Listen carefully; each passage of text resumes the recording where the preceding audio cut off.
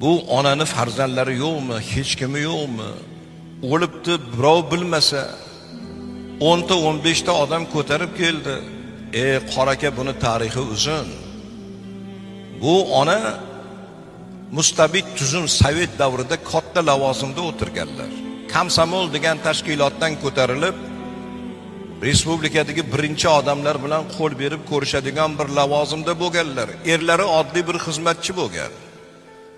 Xohlaganda kelganlar, xohlaganda ketganlar. 4 ta farzandlari bor. Hammasi chet mamlakatga jo'nab ketdi.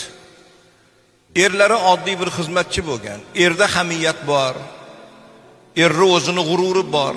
Mensimaslik, bola chaqa, ro'zg'orga qaramaslik, har kuni majlisdaman, tadbirdaman degan gaplar erni joniga tekkandan keyin hammani xonadonida bo'ladigan ish jaholatda bitta tarsaki urgan ekanlar.